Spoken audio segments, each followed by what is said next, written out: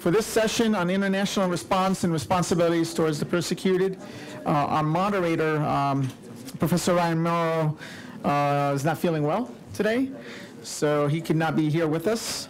Usually he always looks forward to this, and we enjoy having him. But replacing him is David Harris. David is the Vice President of Content and Public Outreach at the Clarion Project, and he works with Ryan. He's a former journalist with the BBC, Reuters, Xinhua, which is the Chinese news agency, Deutsche Welle, which is Germany, and was chief political correspondent at the Jerusalem Post. So let's have a warm welcome for Mr. David Harris, and he will introduce the rest of the panel.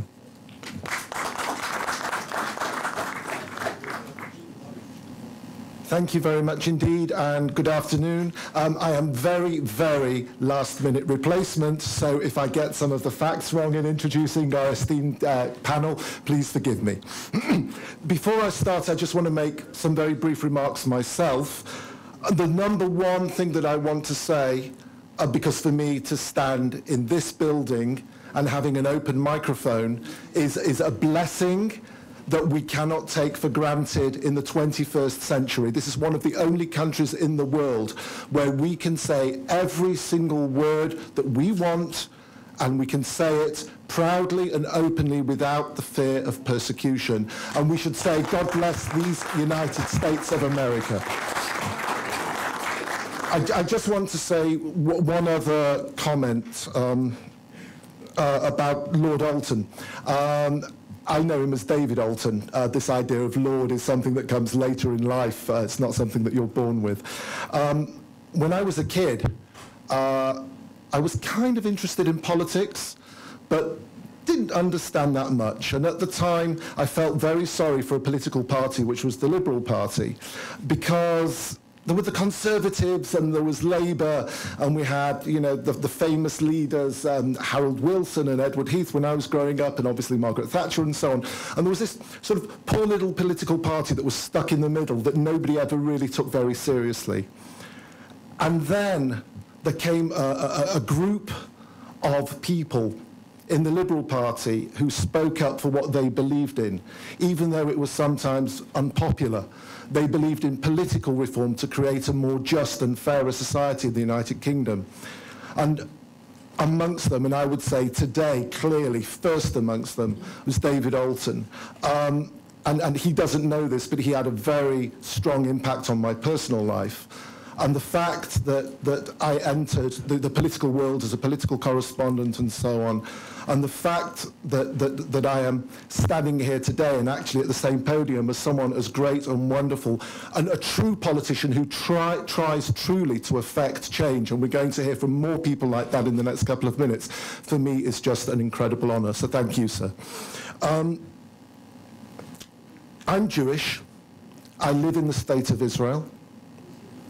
And I am here today with you, and I had no idea I was going to be speaking, because I understand what you're going through. We've heard from different speakers today about the Armenians, about the Jewish Holocaust, about Rohingya and all the others who are suffering, and obviously my family included.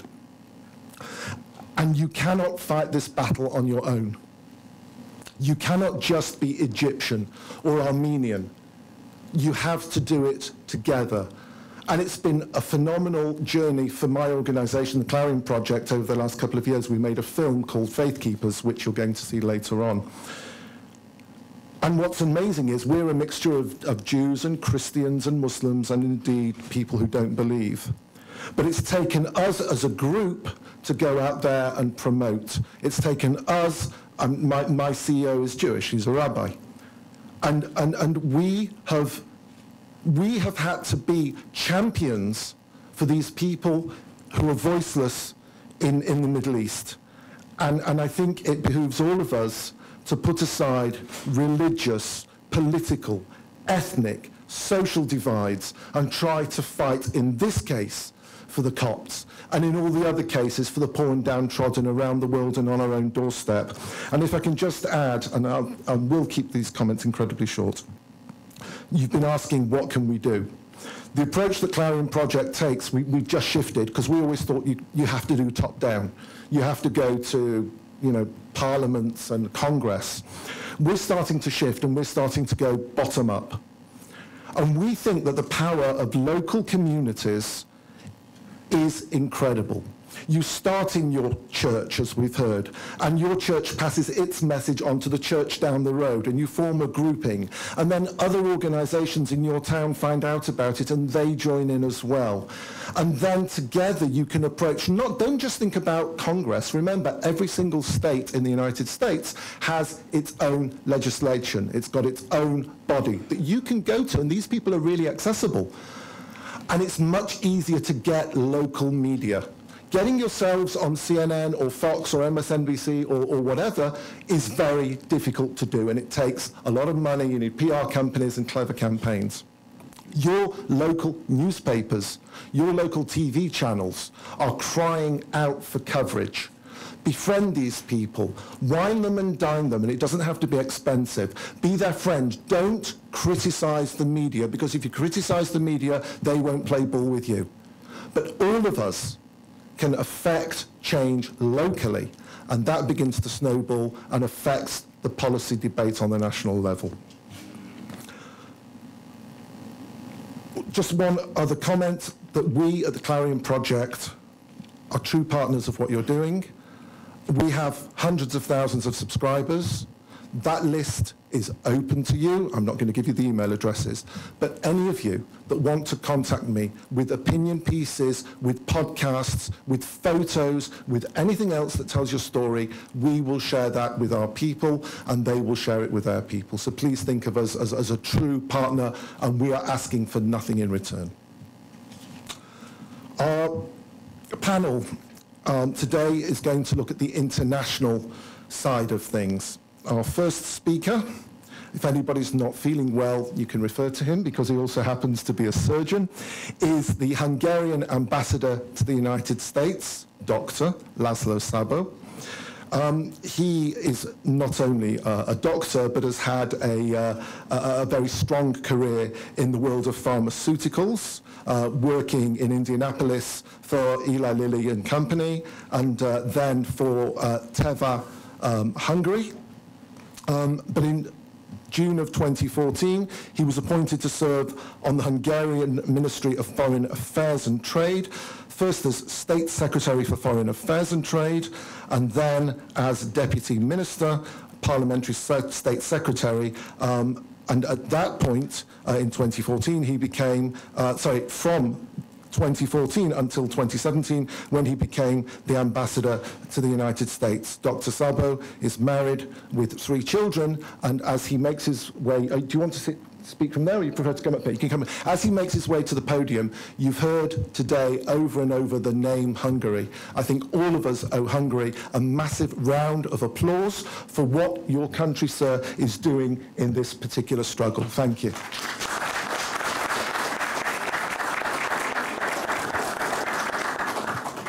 I truly appreciate this introduction, but I don't think we deserve this type of applause. What we do is common sense. That's what we believe, and I'm so glad that we have a fantastic individual in this room. Obviously everyone is fantastic who is here, because I know that we are fighting for the same cause, but we have the State Secretary who is designated for protecting Christianity in the world, and this is Mr. Asbej Tristan sitting there.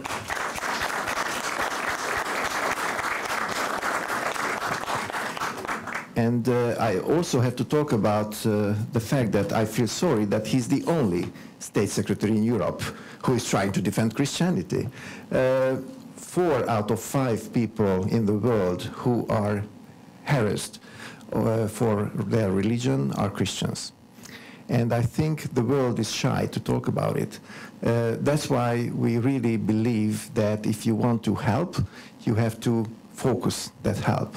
One of the biggest challenges we have had with huge international organizations who otherwise do fantastic work, like the Red Cross, the Red Crescent Moon, the United Nations, and many, many other missions in the world, that they are not necessarily focused. And sometimes they don't do just what we heard in the previous panel. They don't necessarily listen to everyone that is in need. And that's why the State Secretariat was set up about 2 years ago, I believe, and this was completely unusual. And this gentleman hasn't even taken his place yet. We already had incredible criticism against us, and it's quite shocking to see that as soon as you start doing something good, then suddenly a heap of criticism is coming your way. I've been here in Washington, D.C. for 10 months now. If I believed everything I read in the Washington Post and the New York Times, I would hate my country. Luckily, I don't believe everything I read, and I always take a pinch of salt into everything I hear. Quite simply, Hungarians are quite good at creating new things. We are lousy at marketing things, but we are very good at inventing things. And this invention of protecting Christianity in the world, I believe, is a big deal.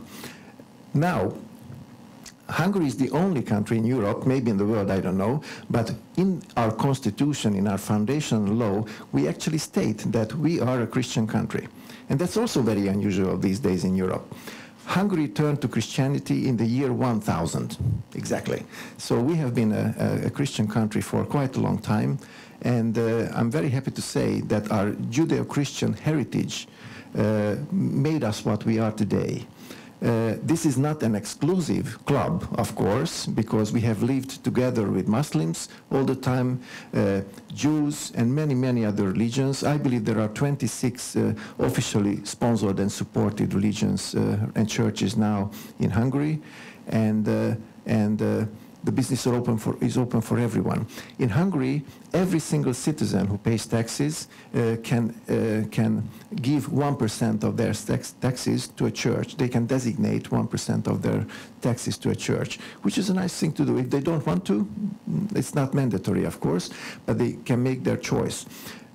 So in terms of the identity of the country that has been troubled over 1100 years by occupation by other big forces, Hungary became free, I would say for the third or the fourth time in this millennium, in the previous millennium, but since 1989, when the system changed and the communist regime was broken up, we have had quite a few elections. But it was only this mid-right government that took our religious identity in the forefront of our self-identification. And I think it's a great indicator that we are not only talking, but we are trying to do something as well, that the State Secretariat had been set up. We are a small country. We are the size of Indiana with only 10 million people. But we try to focus our efforts at best. And instead of pouring money into a big black bucket and we don't know what's happening, we identified our focal point to the Middle East and Africa. It's a major, major issue, and most of you or all of you are fully aware of this, that in the birthplace of Christianity, 100 years ago, 1/3 of the population were Christians, and now it's 6 to 8%. 6 to 8%. It's incredibly sad and horrifying to understand what's going on there. And without addressing the places where the root causes can be found, without addressing the challenges of social deprivation, war, threats, we will get nowhere. Quite clearly, the incredible wave of migration that escalated in 2015 is not helping the problem. It's distributing the problem into other parts of the world. And I have had the chance to talk several times to many, many politicians in Europe, my counterparts there as a deputy foreign minister. There's a big misconception or misunderstanding of what is really the root cause of these migratory issues. It's not only war. it's also economic as well. And I don't think we have to decide what is worse, running away from war, running for your life, or running away because you are harassed or persecuted because of your beliefs. I don't think this is our role to decide. But what's obvious, that we have to help the people there, where they are. And quite clearly, facilitating this incredible wave of migration into Europe is not only risking lives of tens of thousands or hundreds of thousands of people, because many of those people died in the last 3-4 years, who took on to the Mediterranean Sea, who marched through thousands of miles across Middle East and Europe. But it's a bad financial decision. Why? Because if you help these people in Syria, in Lebanon, in Iraq, or any of the neighboring states, if we talk about the Syrian conflict, for example, you can help 20, 30 times more people than bringing those people into Europe, trying to make their way through to Sweden or Germany or some of the other more developed countries, and provide them support there. We don't think that this is a realistic approach. What we believe is probably the best is to help to create a meaningful present and a meaningful future for these people. That's why we started working with churches in Iraq, in Syria, in Lebanon, in Jordan, and we try to understand what they are talking about.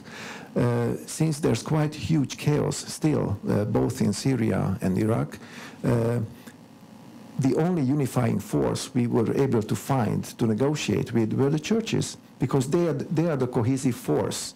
They are the ones who identify people who are in need, and they are the ones who can actually provide solutions for them if they have the means. Unfortunately, many of those churches don't have the means. So $100, $1,000, $10,000 can go a long way, much longer than a subsidy to a family in Sweden or Germany. So that's why the State Secretariat started to identify who to talk to. We have had an incredible support and help. Tomorrow evening, before the gala dinner, the keynote speaker will be this wonderful State Secretary, and I'm pretty sure he can tell you more details about this. What I'm trying to give you is the economic and government context to this situation, what we are trying to address. We have identified a small town called Telskuf, north of Mosul, because we need to focus our energies. And we basically rebuilt hundreds of houses in that village. And we just didn't send a check there. We went there, and we used our own hands and the locals' hands to rebuild those houses. We also rebuilt 3 schools and 1 hospital. And we also made commitments to several hospitals in the region to provide them with medicines for the next 5 years. I think these are the type of helps they really appreciate, and these are the type of helps that will recreate those communities that were lost due to the horrific events that were happening in the last few years there. We know that these are little steps, and that's why we are looking for partners to help us out. We are working with USAID. We are reaching out to Ambassador Brownback, we are reaching out to Secretary Pompeo, and we are reaching out to Vice President Pence, because what we believe could be done by the US is 100 or 1,000 times more than what we do as a small country of Hungary. However, we are very proud to lead by example, and we are very proud to recruit friends and partners who can do similar things like us. We are also working together with African countries where there are Christian communities, but again, we are not exclusive, so all the hospitals, all the homes, all the schools we have rebuilt are open to anyone. We have also created a scheme of grants. It's called Stipendium Hungaricum. We are issuing every year 6,000 stipends for students in 570 different faculties All of them are in English, so we are not inhuman. We don't mandate anyone to learn Hungarian, because this is quite an impossible task. It took me 4 years. And what we are trying to do is to provide what they need. We don't tell them to learn engineering or water technologies or biomedicine. They have to tell us what they want to learn, and I think this is the best help we can do. We have to create a future. We have to create realistic social housing opportunities for these people. We have to create job opportunities, and most importantly, we have to create schools for the kids so that they can learn, they can grow, they can be what they want to be. And the solution is not to take them to Germany or Sweden, because Germany and Sweden, yes, they have their labor shortages, whatever, but I think it's more human to send a few planes there and find whoever they want to take them there, thank you very much, everyone's happy, that's it. No, this is not the way to do it.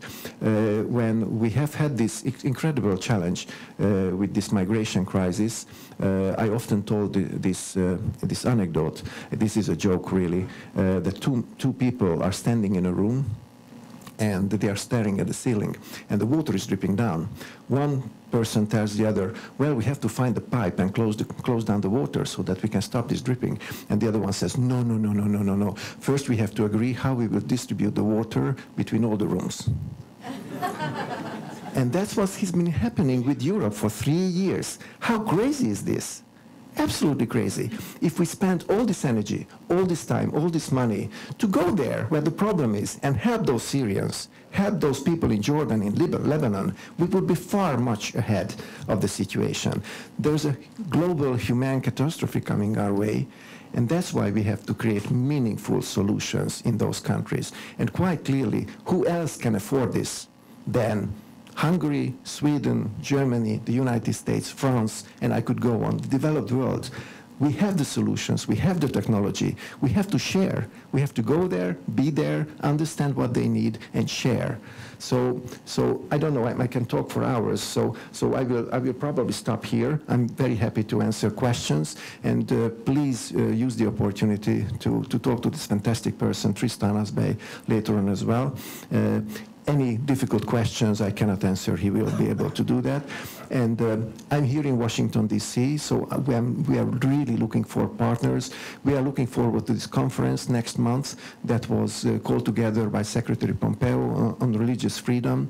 We have to talk, we have to elevate the issue. So in terms of politics, we are not talking about Russians and Hungarians and Germans. We have to talk about humans who need help, and that's what we are here for. So thank you very much for your listening. Mr. Ambassador, you missed the marketing opportunity. When you used the term pinch of salt, you should have said a pinch of paprika. Our next speaker is another doer. This is a panel of people who do things. Kristina Arriaga is the Vice Chairwoman of the US Commission on International Religious Freedom. For 20 years, Kristina has worked on the defense of religious freedom internationally and domestically as advisor to the United States delegation to the United Nations Human Rights Commission, that's quite topical this week, isn't it? Yeah. And as an appointee to the US Civil Rights Commission and executive director of the Beckett Fund for Religious Liberty. And in terms of, we were talking before about, and I've seen a couple of questions, what can we do? What can we do as non-professionals? You know, how much can we influence? This is the level to which you can go to. And don't just think about the global, as the ambassador said, think about the story of Telskov. In Kristina's case, she led a company, the Beckett Fund, whilst it secured the rights of Native Americans to use eagle feathers in their powwows, persuaded the United States Army to let a Sikh Bronze Star medalist serve with his articles of faith, and protected the rights of a small order of Catholic nuns who take care of the dying, elderly, poor. It's the small things that make the difference. And now I'll invite you to tell the rest of the story, Kristina Arriaga. Thank you.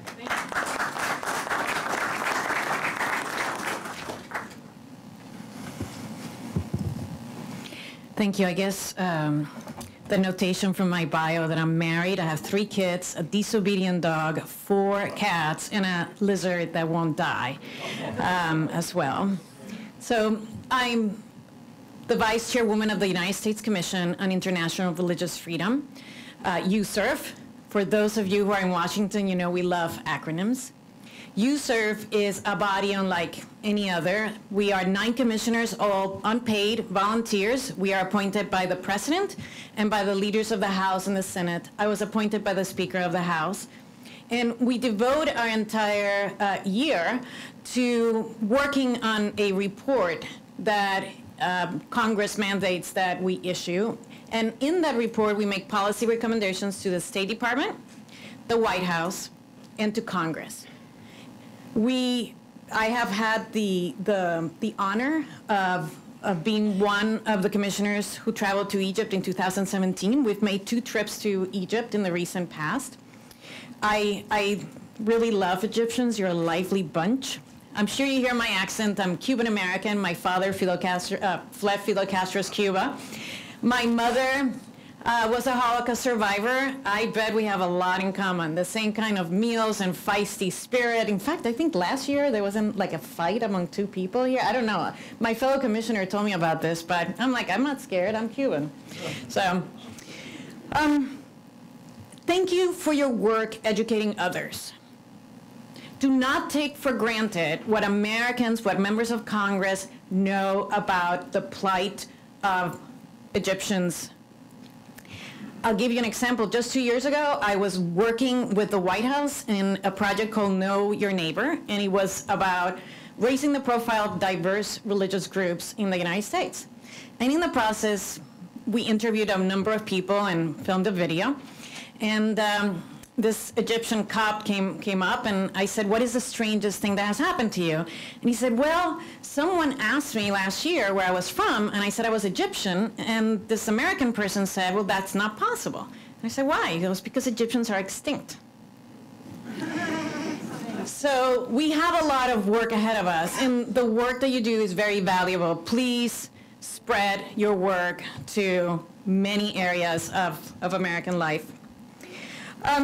The plight of the Copts in Egypt is very concerning to us as USERF, and we have been trying to raise awareness since we started writing our reports. Let me give you a few insights of what we have talked about recently. We believe Egypt has seen some progress and experienced some setbacks. We know the security situation is extraordinarily complicated, but citing these complicated security concerns, the government has harassed, jailed, and given harsh prison terms to journalists, to activists, and to opposition fighters. In May of last year, as you will know, there was an NGO law passed really restricting what NGOs could do, and as a result, American NGOs, non-government organizations there, are unable to do work there. When we were in Egypt in 2017 and 2018, we met with a number of people, with Pope Tewodros and with the Grand Sheikh of Al-Azhar, and they both told us that there were also some positive steps that President al-Sisi had taken. For instance, it was revolutionary that he called Egypt the land of Islam, Christianity, and Judaism. It was revolutionary that he attended several services, right? And it was also, we thought, a positive development that the government was monitoring fatwas that were extremist. We also thought, and my great area of interest is the intersection of women's rights and religious freedom, we thought it was terrific that Egypt had made a great effort to ban female genital mutilation and criminalize its practice, or at a minimum say that this was not a religious practice. I mention these developments because we should acknowledge when countries take steps in the right direction, and we want to encourage countries that are doing good things by saying that was a good thing. So we also have ISIS in Egypt, increasingly targeting Copts, increasingly targeting people, and the government is using this to restrict movement. The government is also using this to justify the existence of something that should not exist in Egypt, and that is a blasphemy law. I'm sure you're familiar with 98F. Last year alone, there were 15 cases of people persecuted, and this is a big increase from 2016. This is a big problem. I mean, I'm Cuban, I have a big mouth. As was mentioned earlier, I'm grateful to live in a country where we can say just about anything. The moment that in a country, language is restricted in such a way that people are unable to express what's at their core of their being, what their beliefs are, this is deeply problematic for us at the United States Commission on International Religious Freedom. I'm sure earlier today was mentioned that 29-year-old Ibrahim Khalil was mentioned. He was arrested because his Facebook page promoted atheism, even though he comes from a Christian family. Coptic women and girls continue to be the target of kidnappings. Copts face a persistent shadow of discrimination. But sometimes when we see evidence of hope, we also see evidence of frustration. Many hoped that the new law that was passed regarding church buildings would finally allow church buildings to be repaired. Nope, my friends. It's going at snail's pace. More than 5,000 churches have applied for permits.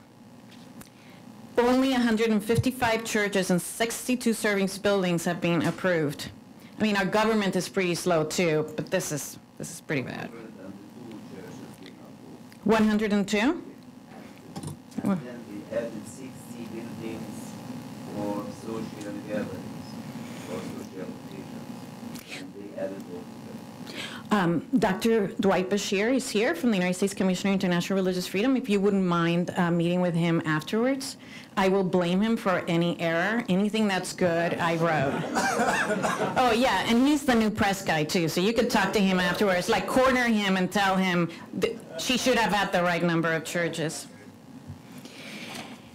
What this reveals in Egypt is a climate of impunity. It's a climate where the government is talking about things, but not doing it. The government is limiting speech. The government is using the very complicated security situation to restrict the rights of Copts. However, and I want to finish on a good note and on a positive note.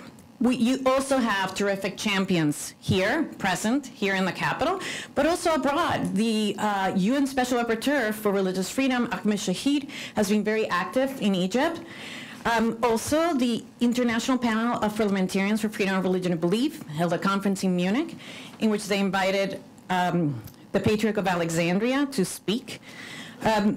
John Figo, the U.S. Special Envoy for Freedom of Religion or Belief, has also been a great champion for you. And we need a global effort. But we also need a little bit of a stick. And the United States Commission on International Religious Freedom made very strong suggestions to the Department of State and to Congress and to the White House that the government use its tools to make sure that those who are violating human rights in Egypt cannot come here and shop for Christmas, that they cannot send their children to schools here. This is under the sanctions that are dictated by the Global Magnitsky Act. And this is something, yes, yeah. So many of you have asked, hey, I'm a layperson, I'm not a lawyer, I'm not a human rights activist, I'm not a professor, what can I do? Well, first of all, thank you for being here. We live very comfortable lives in this country. It would be very easy to stay at home watching television. It would be very easy to do nothing. It would be very easy to shrug shoulders and say, this is too much for us, but you are here. You're here because you understand the life is short and fragile, and it needs to be lived with purpose. So these are some very specific suggestions that you can take home. First of all, as I mentioned earlier in my joke, please educate your community. And that goes from your council member to the school teacher to your neighbors. don't just hang around with your people. I mean, Cubans, we do that. We like the Cuban food, we like the Cuban people, we like to speak in Spanish. My poor husband doesn't speak Spanish. His fault for not learning. But, right, so don't isolate yourselves from the rest of the community. A lot of people think that things start in Washington, D.C. No, they end in Washington, D.C. Sarah Palin and President Obama, 3 years before they became national figures, were sitting as council members in their tiny, teeny council. Sarah Palin was in Alaska, for goodness sake, a remote place. And yet, these people have had enormous influence in politics and in American life. Journalists were mentioned earlier. I think our freedom of speech allows us to criticize journalists, and I encourage you to inform them in a polite way. Can we say that? Yes? Global Magnitsky Act. This is a very high bar. The State Department, the White House, Congress, they don't like it that much when we make that recommendation. But that is something that you can demand your member of Congress to say to people who are coming in. If you are violating human rights in Egypt, you should not be allowed to send your kid to school. And you can pressure your member of Congress to make sure that he or she is writing the Department of Treasury and the Department of State and making sure that happens. You know, religious freedom is what drives me. I mean, unfortunately, religious freedom is seen as the eccentric uncle of the human rights family, right? I mean, no one really wants to talk about religious freedom. It's not a career maker. I don't know about you, but in the Foreign Service, if you're the religious freedom official, I'm sorry, you're new to this, cover your ears. Tristan, you're new to religious freedom, so I'm saying it's not a career maker, but I mean, don't pay attention. So, but if we think about it, it is the core human right that makes all of the other rights possible. Unless we're able to act in the way that we believe, we're leading psychotic lives. Unless we're able to have a society that honors that no matter where our search for truth takes us, whether it's to organized religion or no religion at all, the government is going to stay away from that path, then what are we? Robots? One nation without a soul? So I thank you for your work. It is vital for the future of democracy in our country and for the future of peace in the world to make sure that this right is protected. Thank you very much. So we've heard from the diplomat, we've heard from the professional, who also note is a volunteer, and now we're going to hear from the politician, the person who can legislate. When I met our next speaker, as I do with everybody, but I said to him, how do you pronounce your name? And I think I remembered rightly that he said his name is Garnett Genuis, right? In this particular audience, you have to be known as Garnett Genuis, because the G's in Egyptian are the hard G's. So we're going, for today, you're Garnett Genuis.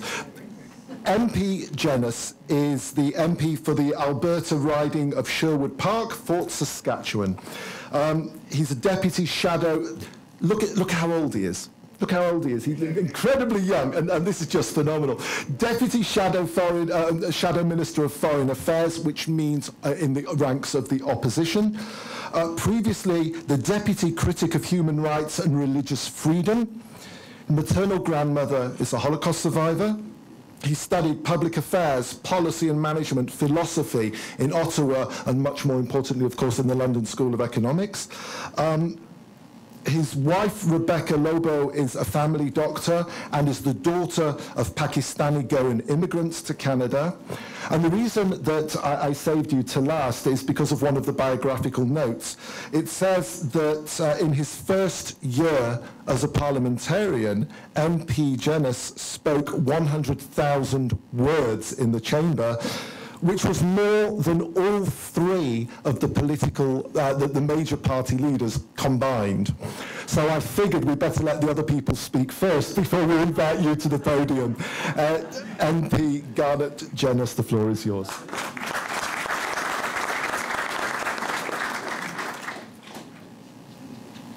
because of my propensity to talk on and on, I thought I better time myself just in case here. After that introduction and Lord Alton's kind words, I feel that your impression of me is only going to go downwards once I start speaking, so I'll have to be extra careful. I do look young, but it's actually just the cold weather in Canada that preserves us all looking young. It's kind of like when you put milk in the fridge or something, right? So. And I did have to make some favorable reference to Canadian dairy products in light of the tariff dispute when I'm here in Washington, so check that box here. Anyways, it's a great honor to be with you and to obviously be able to share the panel and share the stage with some incredibly accomplished people. I am in politics substantially because of the issue of religious and minority persecution, and this in two distinct ways. First of all, as was mentioned, my grandmother was a Holocaust survivor. Her father was Jewish, and though a Christian convert, she faced heavy persecution before and during the Second World War. And we grew up hearing those stories of persecution, hearing about what happened to her, hearing about how she had to hide out on farms. She remembers Kristallnacht that Lord Alton referred to. But also hearing about those figures, those people in German society who spoke up on her behalf. And I don't think, when we think about the Holocaust, we actually hear enough about these German resistance figures. We hear about what the Nazis were doing, and we hear about the Allied response. But we don't talk enough, I think, about the brave German figures that were courageous enough to risk everything to speak out against the Nazis. And my grandmother attributed her survival in large part to one of these figures, the Catholic Archbishop of Munster. Now, she wasn't Catholic, but this person was Clemens von Galen. And he was a bold, vocal critic of the Nazis. And through his testimony, he was able to create a climate of resistance to the Nazis. And there's a few things that are interesting to me about him. One, he was a Christian leader who nonetheless understood the importance of people of serious faith speaking into politics and public life. In other words, he wasn't deterred by the notion of separation of church and state. Of course, we believe in a structural separation of church and state, but nonetheless, he understood that as a Christian, he needed to speak out for the voiceless, to speak for justice. He also was a person of great privilege in the context of his society. He was an ethnic German, a man. He came from an aristocratic background, and he was well known in the area. And it was discussed at the highest levels of the Nazi leadership how to deal with him, given his criticisms. And ultimately, they decided to wait until after the war, just because of how popular and well-known and respected he was. Hitler himself was quoted as saying, "After the war, we will have our vengeance on von Galen to the last drop." Fortunately, that was not to be. So he, a person of capital and privilege, spoke out on behalf of someone like my grandmother, a woman, a child, part Jewish, who did not have privilege in her society and was vulnerable. The other thing about von Galen that I find really interesting is that he refused to be overly tribal. He refused to be a partisan of any particular cause. He was an ethnic German, a proud German, and yet he was highly critical of the Nazis. But because of his criticism of the Nazis, by the way, the Allies were interested in him. And after the war ended, the Allied occupation of Germany, there were a lot of Allied soldiers who were excited to meet him and have their photo taken with him, etc. But they quickly became annoyed with him because he would criticize what were, from his perspective, the excesses of the Allied occupation. He spoke against what he saw as injustices associated with the Allied occupation. And he didn't buy into some kind of false moral equivalency suggesting that one was just as bad as the other. But nonetheless, he was always willing to identify injustice and speak out against it in the cases in which he saw it. So I take von Galen as my model in politics. I have a big portrait of him in my office. I try to use my position of privilege and influence not to speak out for myself or for my own self-interest, but to speak for those like my grandmother in her time who do not have the ability to speak out for themselves, and to encourage a foreign policy that is not merely rooted in national self-interest, but one that is rooted in a sense of the common good, in a sense of justice. Indeed, I think our foreign policy should involve advocating for those who cannot advocate for themselves. So that's one way in which this issue shapes my political engagement. But the second one is that I draw inspiration from the example set by the martyrs of history and by the persecuted church. I have two big portraits in my office. One is of von Galen, and the other is of St. Thomas More, the Catholic patron saint of politicians. He gave up everything. He gave up his career, but also his life on a point of principle. Christians and other minorities around the world risk and give their lives every day to stand up for their convictions. But there is, I think, unfortunately, a deep gulf between their courage and the disposition of many politicians in this part of the world who compromise on their convictions, not even to stay alive, but merely to maintain their office or even to maintain the acclaim of their colleagues. It's not easy to be an elected official who's true to your convictions, but I try to look to and meditate on the example of these people like St. Thomas More, like Martyr Shahbaz Bhatti of Pakistan, like the many Coptic Christians who risk and give their lives for their faith. I consider that if they are willing to give so much to be true to their faith and their conscience, what business do I have being reluctant to risk merely my position or certain relationships in order to try to be true to the dictates of my conscience? True courage is a necessary but rare virtue in politics. So whenever my resolve is tested, regardless of the particulars of the issue, I try to think about the martyrs and human rights defenders who have given so much more than I have. I think about them, I think about what they've given for their faith in their country, and then I ask myself, what am I prepared to sacrifice for the things that I believe in? And that's partly why I try and encourage all of my colleagues to be engaged in international human rights issues. Yes, because of the importance of those issues, but also because I hope they will draw similar inspiration from the courage and sacrifice of the martyrs of history and the martyrs of today. So thank you for your inspiration and your example. Whenever I spend time with Christians from persecuted communities, I want so much to be able to expose the wider Christian community in the West to your culture and your experience. I think sometimes the church in the West is far too comfortable, far too unwilling to be a sign of contradiction and to advocate for truth, justice, and charity, regardless of the cost or the consequences. Those of us in public life in the West, but also in particular our churches, need your witness and your example. Now, Lord Alton already spoke about the Universal Declaration of Human Rights, and in particular the way in which it situates religious liberty. I think this is so often misunderstood in our international discussions. The Article 18 of the Universal Declaration speaks about, well, I'll just read it one more time because I think it's that important. Everyone has a right to freedom of thought, conscience, and religion. This includes freedom to change his religion or belief, and freedom, either alone or in community with others, and in public or private, to manifest his religion or belief in teaching, practice, worship, and observance. This is what we must understand freedom of religion to be. And there's a few things in that context we can say freedom of religion is not. Freedom of religion is not merely the freedom to worship as you wish. It's much more than simply the freedom to worship. It is the freedom to live out fully your religious convictions. It is not merely the freedom of existing communities to preserve themselves. It is not merely a call to peaceful coexistence. Sometimes you'll hear countries, so-called more moderate countries, speak about peaceful coexistence. Peaceful coexistence is necessary but not sufficient. It is not the fullness of religious liberty. Religious freedom is not merely freedom from state-sanctioned persecution, and it is not merely the ability to live out religion as a private matter. Religious liberty is about the ability to live out the fullness of your convictions and your conscience in every aspect of your life, and to speak to others authentically about those convictions. This notion of religious freedom sees individuals as the unit of freedom.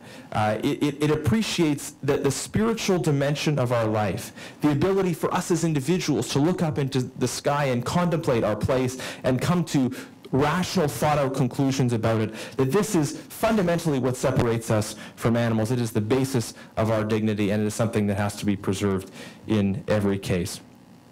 So today we need to highlighting the persecution of the existing Coptic community in Egypt, but let us also not be reluctant to set that high standard in terms of individual religious liberty in every case when it comes to Egypt and other countries.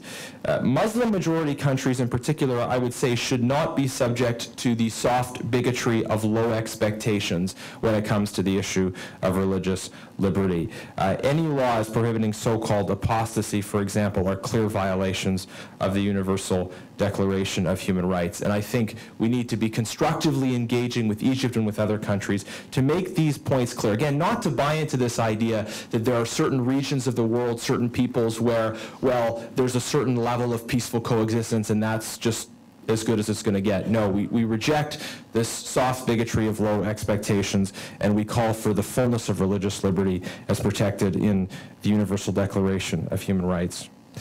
Now, on to the specific issue of the international response. We have a problem when it comes to the Western discussion around, in particular, the persecution of Christians. And I've observed this in our own parliament. I'm a member of the opposition, and I'm not here to sort of willy-nilly cast aspersions on our government. Obviously, most of you can't vote in the upcoming Canadian election.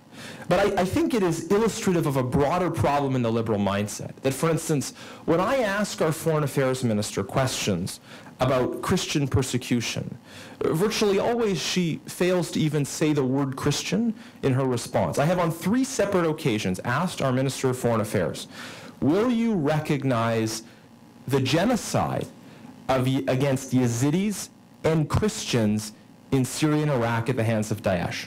I have in different contexts and formats asked that same question on 3 separate occasions. And each of these 3 times she has said, I can assure the member that we are very concerned about the plight of the Yazidis. Can you recognize the genocide facing Yazidis and Christians in Syria and Iraq? I can assure the member we are very concerned about the plight of Yazidis. Now, of course, we should all be concerned about the plight of Yazidis. And Christians and Yazidis have a similar experience living in similar communities and both of them facing genocide at the hands of Daesh. So, what is going on here? What is it about the mindset of many Western liberals that has a hard time facing up to this reality of Christian persecution and confront it? I have a few thoughts on that, things that I think we need to contend with. And I think probably the biggest issue that we need to confront is what I call this kind of depersonalizing anti-oppression ideology. It's this idea that the fight for justice isn't fundamentally about looking at individual persecution, but actually it's about trying to overturn historic structures of oppression. And this view kind of presumes that there are certain groups that are historically marginalized and certain groups that are historically advantaged. And therefore, it only looks at the condition of groups that it considers to be historically marginalized. I call this a depersonalizing ideology because it fails to look at the specific circumstances of individuals who are experiencing persecution, and instead it tries to apply this kind of Western ideology of which groups you should be more concerned about than others and project that into the global setting. I posted yesterday a question that I asked the Prime Minister yesterday in question period about this and was unsatisfied by the response, as sometimes happens in our question period. And someone in the Facebook comments writes that in the world of politically correct poker, Christians are holding a 4 of clubs. So for those of you who play poker, that maybe means more than... but the point is that I think because of the combination of post-colonial guilt and this Western idea that Christians are the privileged group and therefore don't need concern, there was a reluctance among many Western liberals to attend to the issue of Christian persecution. But the point that I would make here is that this projection of kind of a Western ideological frame on these issues totally ignores the actual realities and conditions in these countries. The terrible suffering of individual people who can't be in any sense said to be relatively privileged. Some of this comes out of, thank you, a post-colonial guilt. People presume that the Christian minorities in these countries are somehow holdovers of colonialism. Well, let's be clear that people should have their individual right to religious liberty protected regardless. But in any event, the Christian communities in the Middle East are generally the indigenous communities of the Middle East. In Egypt, in Syria, in Iraq, in many other places, these are the indigenous Christian communities. If anything, it's you who colonized us when Christianity was spread from the Middle East into Europe and North America. So we need to push back against these things. I'm running out of time as I thought I would, but just a couple points quickly in terms of challenges impacting the Western response. I do think we need to have a greater interconnectedness between Western and Eastern Christians and a greater sense of solidarity among longer-term Western Christian populations. I think a good model for this might be the interconnectedness between the Jewish community in the West and Israel. There's a very strong sense of interconnectedness and solidarity between Israel and the Jewish community in the West that we don't see anything like that between the Christian community here, generally speaking, and Christians in other parts of the world. And I think we need to look for opportunities and ways of building and enhancing that understanding. And often it's across denominational lines, of course, but that solidarity very much needs to be built up. So I'll wrap up there. Thank you so much for the opportunity to share, and I hope some of this is interesting and inspiring, and that we'll be able to move Canada and the rest of the world forward on these issues.